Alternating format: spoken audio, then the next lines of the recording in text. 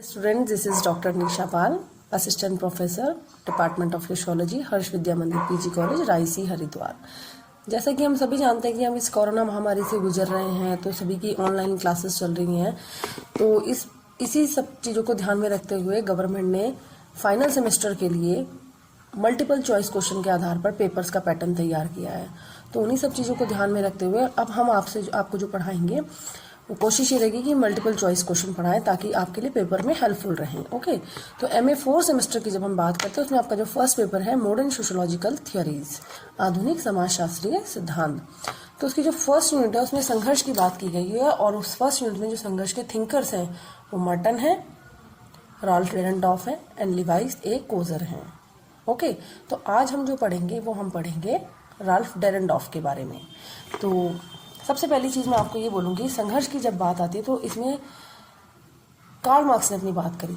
एक चीज़ ये ध्यान रखना, कार्ल मार्क्स ने जो बात करी उन्होंने ध्यान रखा आर्थिक स्थितियों को। तो मार्क्स का कहना था कि अगर सोसाइटी में या वर्ग में अगर संघर्ष होता है तो हमेशा आर्थिक कारण उसके लिए जिम्मेदार होते हैं। ओके, और जब डेरेनडॉर्फ की बात आएगी तो आपको अपने माइंड में रखना है सत्ता।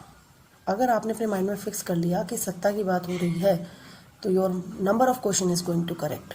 ओके, सत्ता, अब सत्ता से आप ध्यान रखना वो मैक्स वेबर से इंस्पायर हुए। मैक्स वेबर ने अपनी थियरीज दी है टाइप्स ऑफ अथॉरिटी में, जब उन्होंने बोला 3 तरह की सत्ता उन्होंने बताई, वैधानिक सत्ता, परंपरागत सत्ता और करिश्माई सत्ता। तो वहीं से रॉल्फ डेरेनडॉर्फ, एक क्वेश्चन आपका ये भी बन जाता है कि डेरेनडॉर्फ जो थे वो किससे इंस्पायर हुए, तो आप लिखोगे वो मैक्स वेबर से इंस्पायर हुए। अच्छा, कार्ल मार्क्स ने जो खारिज किया वो हीगल को खारिज किया, क्योंकि हीगल का कहना था पहले विचार आए और बाद में पदार्थ आए, लेकिन मार्क्स ने कहा नहीं, विचार बाद में आए पहले पदार्थ आया। सपोज मिट्टी आई पहले और हमने मिट्टी को देखा तब हमारे दिमाग में विचार आया कि इसके बर्तन बनाए जाएं। हमने लोहे को देखा तब हमारे दिमाग में विचार आया कि हम बर्तन या औजार बनाए जाए। तो आपसे भी ये क्वेश्चन है, आप अपना माइंड लगा के बताओ पहले विचार आए आदमी के मन में या पहले पदार्थ आया, कोई मैटर आया। तो मार्क्स का कहना था कि भौतिक चीज़ें पहले आई, तो उन्होंने हीगल की थ्योरी को रिजेक्ट कर दिया। ओके, और हीगल का कहना था कि विचार पहले है और पदार्थ बाद में आए। चलो, ये तो एक जनरल क्वेश्चन संघर्ष को समझने के लिए, बट ये चीज़ आपको ध्यान रखनी है बच्चों, अगर कार्ल मार्क्स आएगा तो आपको ध्यान रखना आर्थिक चीज़ें और डेरेनडॉर्फ आएगा तो आपको ध्यान रखना सत्ता। अब एक क्वेश्चन है, पहला क्वेश्चन आपसे पूछा जाएगा, किस समाजशास्त्री ने संघर्ष के परिप्रेक्ष्य में सत्ता और शक्ति को अपने सिद्धांत में प्रयोग किया? किसको? सत्ता और शक्ति को। देखो, दोनों में छोटा सा डिफरेंस है। शक्ति का मतलब होता है कि दूसरों की इच्छा नहीं है लेकिन आप फिर भी उस काम को करवा रहे हैं। ओके, दूसरों की इच्छा के विरुद्ध करवाने वाले काम को हम शक्ति कहते हैं। और जब उसी शक्ति को वैधानिक पावर मिल जाती है, यानी कि लीगलिटी मिल जाती है, तो उसको हम सत्ता बोलते हैं। फॉर एग्जाम्पल, अब जैसे हम टीचर्स हैं तो हम बच्चों को डांट सकते हैं, उन्हें समझा सकते हैं, क्योंकि हमारे पास एक वैधानिक पावर है।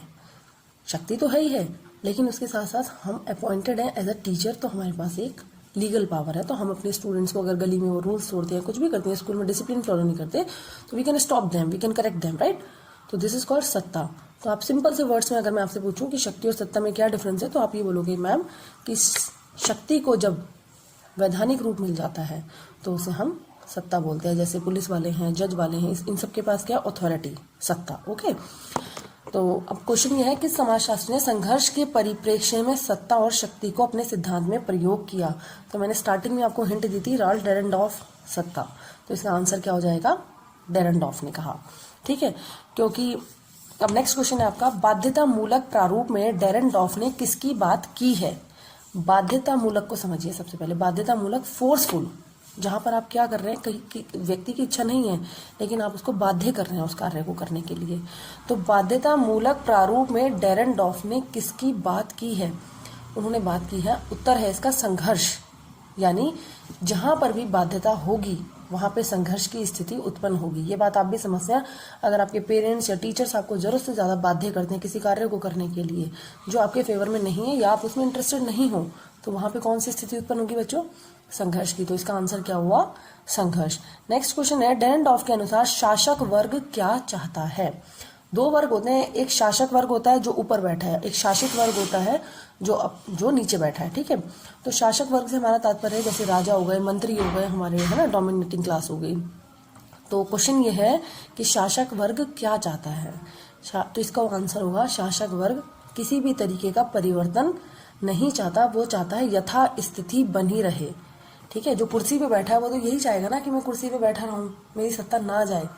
ठीक है, तो ये इसका आंसर होगा कि यथास्थिति बनी रहे, because they don't want change actually, है ना। कोई भी नहीं चाहेगा, सबको कुर्सी प्यारी होती है। नेक्स्ट क्वेश्चन है, मार्क्स की तरह केवल आर्थिक संबंध ही संघर्ष का कारण नहीं है, यह किसने कहा?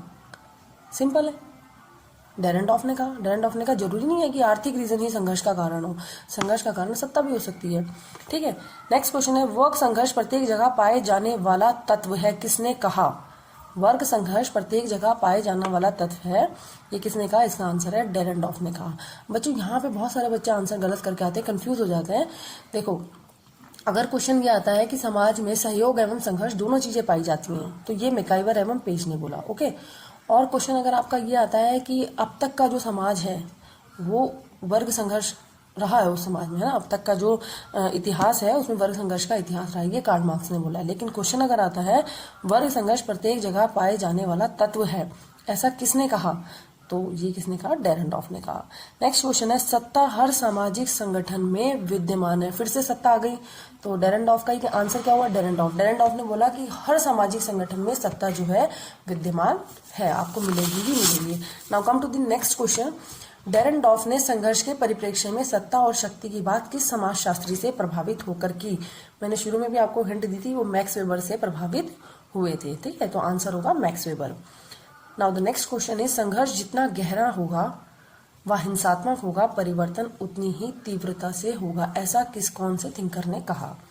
क्वेश्चन क्या है? संघर्ष जितना अधिक गहरा होगा या हिंसात्मक होगा, परिवर्तन उतनी तीव्रता से होगा, तो इसका आंसर है डेरेंडॉफ ने बोला। ठीक है बच्चों, एक सिंपल सा लॉजिक भी, अगर आप खुद भी देखो अपने घर में, अगर आप अपनी बात नॉर्मल तरीके से रखते हो तो कोई नहीं सुनता या नहीं मानता, लेकिन उसी बात को अगर आप दबाव के साथ या हिंसात्मक तरीके से रखते हो तो पेरेंट्स जो है जल्दी मान जाते हैं। गली में अगर किसी भी तरीके की आप हिंसा को देखते हो तो सरकार हमारी बातें जल्दी मान लेती है। क्यों?